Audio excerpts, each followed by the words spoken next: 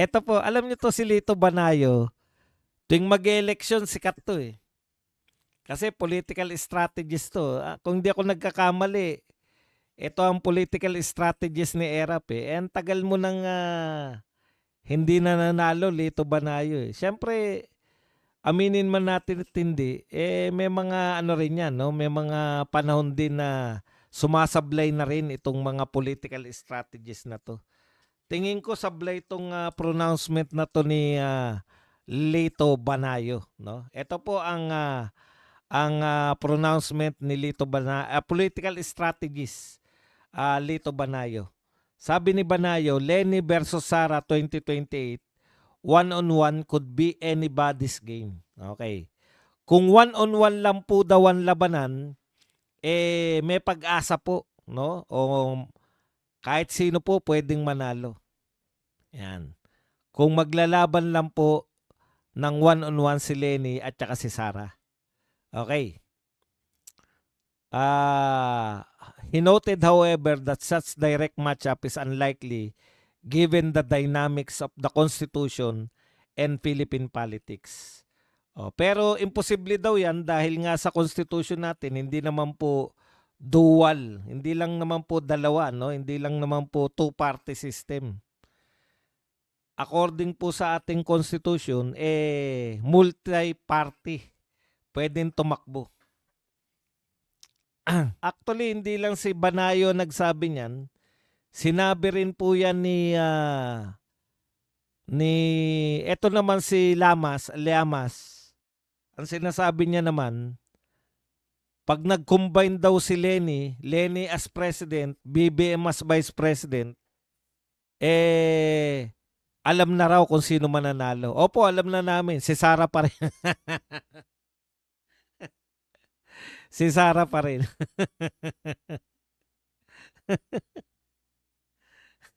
In fact, kahit magsama-sama po sila lahat, kasi ganito ang problema eh, no?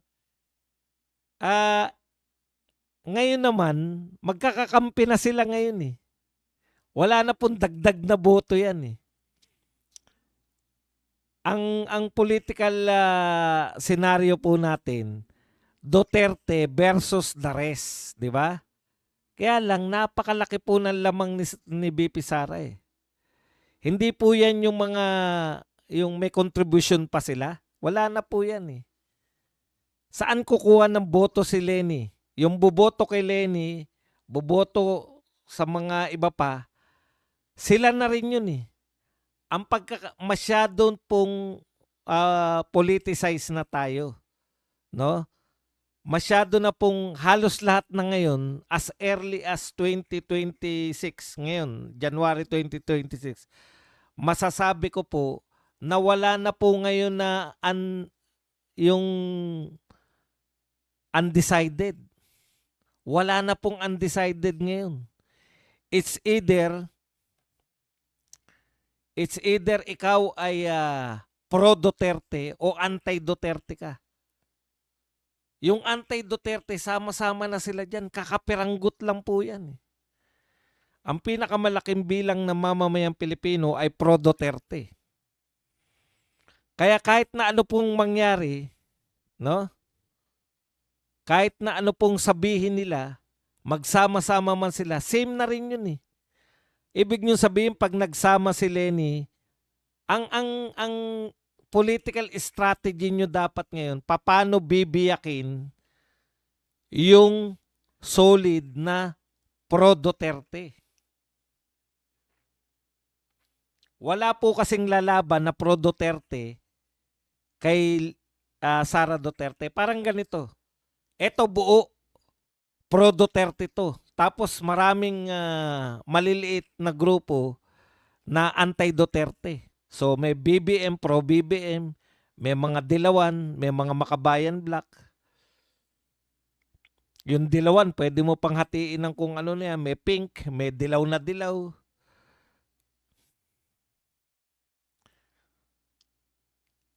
Ang sinasabi natin, magsama-sama man sila, wala na pong epekto yan dahil kakapiranggot pa rin sila kumpara sa solid na Duterte votes. Kayong mga political strategies, tuturuan ko na kayo, Ang dapat nyong gawin, paano sisibakin yung Duterte votes?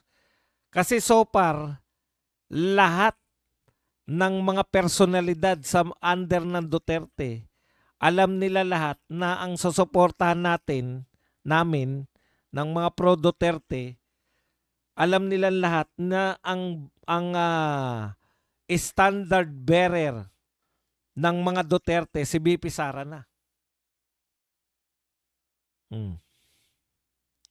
Unless na magkabiyak-biyak yung mga Duterte, hindi pa rin kayo mananalo. Wala na pong silbi yan eh. Magsama man yung mga pro-BBM, magsama man yung mga Dilawan at pro-BBM, isama pa nila yung Makabayan Black. Marami lang po sa pangalan yan. Pero kukonti na lang po yan. Okay. Ngayon, ang kawawa po rito, yung matagal na nag-ambisyon. Si Risa Ontiveros, Our Lady of Insertion. Bakit po nakakaawa? Nung araw, pag maaga kang nagdeklara, maaga kang babanatan, maaga kang mawawala sa limelight, di ba? Nangyari po yan kay Jojo Binay. Vice President pa lang po yan, nagpo-project na siya na tatakbong presidente. Ang dami kong instance na nakasama yan bilang mga guest speaker at kung ano pa man, panauhing pandangal sa mga pagtitipon.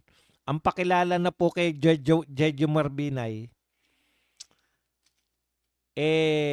the next President of the Republic of the Philippines. Yun na po talaga, nakaganon po, no?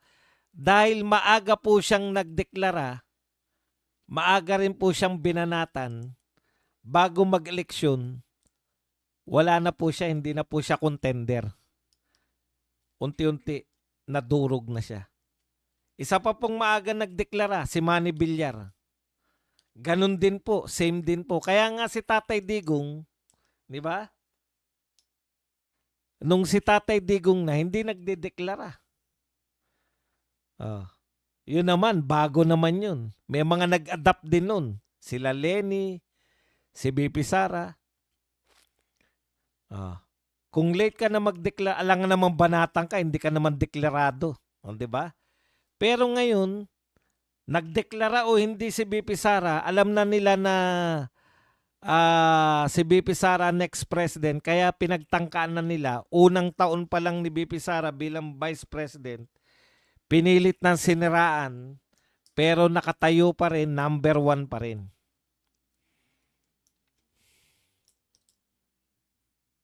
BP Sara pa rin ang number 1. Wala na silang magagawa eh. Di ba? Yan na yun. Yan ay lumabas sa tawas. Ika nga yan. Yan ay lumabas sa tawas. O ano po mangyayari ngayon? Etong sinasabi ni Lito Banayo, una, nakakaawa po yun pala yung punto ko. Bakit ko kunwento yan? Naawa po ko sa Our Lady of Insertion. Bakit po? Kasi maaga na nga siyang nagdeklara para lagi siyang mapasama, maging contender siya. Ay meron pa palang maaga nagdeklara, 'di ba yung Soto Lacson? Naalala niyan, Lacson Soto pala. Yung Lacson Soto maaga din nagdeklara yan eh. Wala rin. Si Risa Ontiveros maaga nagdeklara pero walang pumapansin. Walang naninira, nakakaawa po, no? Ang aga mo nagdeklara, walang pumansin sa iyo. Ni walang nanira sa kanya. Yung paninira sa kanya dahil normal lang eh. Hindi pa rin talaga siya contender. So applicable lang po yung dapat hindi ka nagdedeklara na maga kung mataas ka sa rating. Kasi yung Villar tsaka yung Binay, napakataas po sa rating.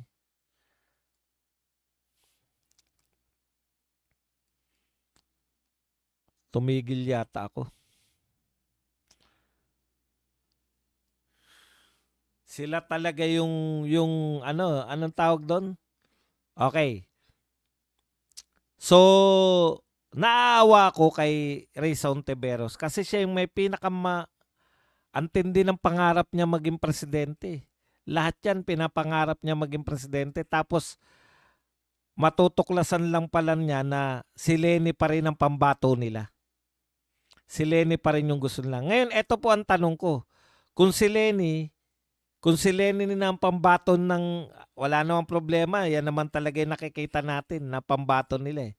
Wala na pong bago dyan. Ang tanong ko lang, paano nyo natiyak na yung mga loyalista, presidente pa si BBM, ang problema dito sa mga dilaw at mga kakamping, iniitsipwera na nila si BBM eh. Di ba? Ngayon, nakikipag-utuan pa sila kay BBM, pero itsipwera na parang hindi na nila kinikilala na magpapalahok si BBM. Paano kung nagpalahok nga yung mga Rimulya? Oh. Sa tingin nyo ba yung mga Rimulya papailalim lang sa inyo? Anyways, ano man na mangyari, olats pa rin kayo. Yun lang yung pinupunto ko. No? Marami pong masisirang mga political strategies, marami pong masisira na political kung ano man ang tawag sa inyo. Dito po, sa panghuhula ninyo laban sa mga Duterte. Kasi kahit na ano pa pong pagpo-political strategy nyo, foolproof na po yan. Foolproof na po na wala pong makakatapat kay BP Sara Duterte. Kaya babalik tayo doon. Yan lang po yung kampanya nila. No? Mapipilitin na mapalayas o hindi makatakbo sa pamamagitan ng impeachment. Pero malabo na po yan sila sa impeachment. Bakit po? Halos buong Mindanao Duterte supporter. 96% ng Mindanao boboto sa Duterte. Nakakakaba po yan. Wala pa po sa kasaysayan ng Pilipinas na ganyang kasolid.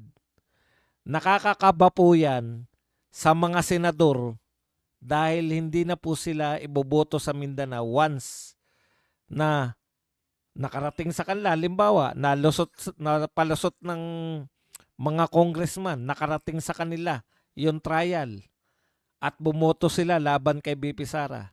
Hindi na sila makakatikim ng boto sa Mindanao sa gagawin nila kay BP Sara.